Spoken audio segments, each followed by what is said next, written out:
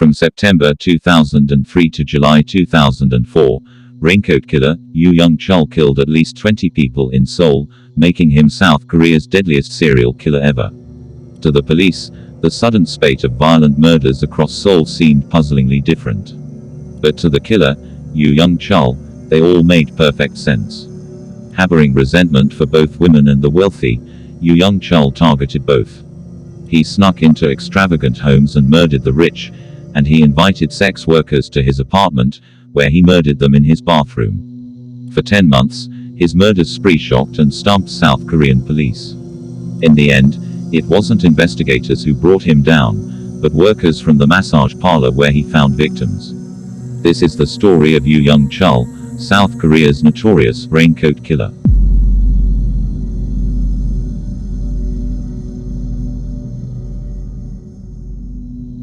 Yoo Young-chul's hatred for women and the wealthy Yoo Young-chul's disdain for the rich began at a young age.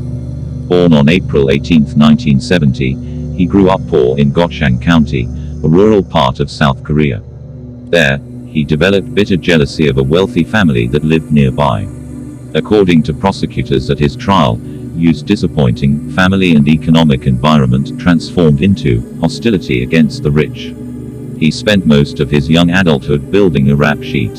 Yoo was convicted of theft in 1988 and 1991, burglary in 1993, and robbery, forgery, and identity theft in 1998. In 2000, he was convinced of raping a 15-year-old girl and sent to prison. Behind bars, his hateful fantasies began to solidify into plans.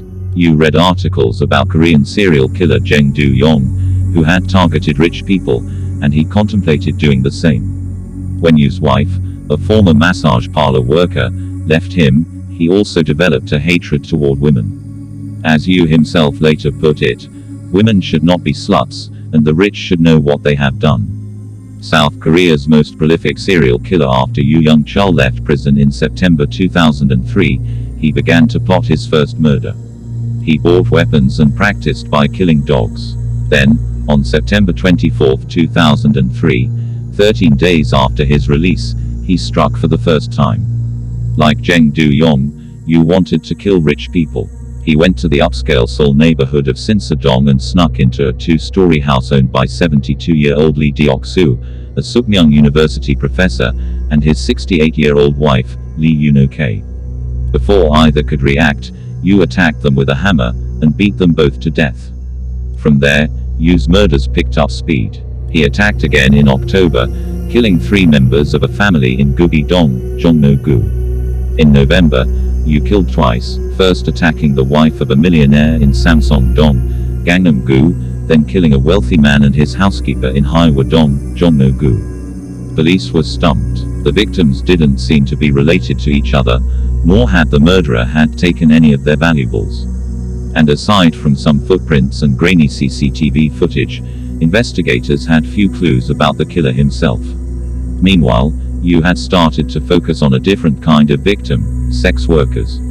He'd hated women ever since his divorce, and had even considered killing his ex-wife, but his hatred escalated after his girlfriend left him. His wife had worked in a massage parlor and his girlfriend had worked in a telephone room, which often doubled as prostitution, so Yoo targeted women who reminded him of them. He started calling sex workers from Seoul massage parlors to his apartment.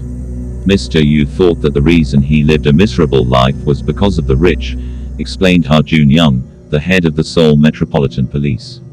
After divorcing his wife who was a masseuse, he shifted targets to women who had the same job.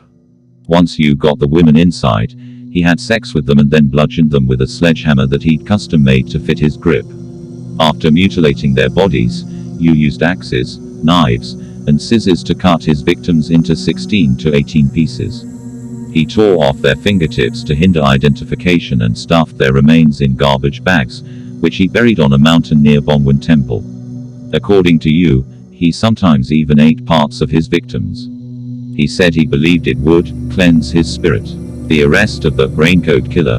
Between May and July 2004, Yoo Young-chul killed at least 11 women. But the deaths, unlike the deaths of the wealthy, elicited little concern. Only the massage parlor owners knew that something was wrong. As their suspicion intensified, Yoo made a fateful error.